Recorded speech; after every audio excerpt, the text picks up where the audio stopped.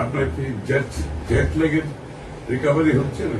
না, জেট ল্যাগের সমস্যা হচ্ছে না, আমার সমস্যা হচ্ছে পেইন। ওই যে দাঁড়ায় দাঁড়ায় দাঁড়ায় মানে এই কয়েকদিনে মিলিয়ে গতকালকেও তো জিপের থেকে বাসে একটু ইজি হয়, দাঁড়িয়ে জিপিতে বসে মানে 3 দিনে 8 আওয়ার্স আমি হাফ করেছি। আমরা হিসাব করতেছি, আমি তো বাসায় গিয়ে বুঝবো। আমরা বলতেছি আরেকটা ঝামেলা হচ্ছে আপনার, সেটা হলো সেই পরিবার অলমোস্ট এক পুরো শোল্ডার কিছুক্ষণ পরে আরেক টানের পয়না এক পায়ে উঁচা নিচে ছিল না। এক পায়ে উঁচা নিচে, তাতে হয়েছে কি আবার হ্যাঁ। হাঁটুতে দেখলাম ব্যথা। এটা আমি ফিল করছি বলে যে এই এক পায়ে তো মানে হাঁটুতে ব্যথা, হাঁটুতে পরে ব্যথা করছে। এটা ঠিক হয়ে যাবে।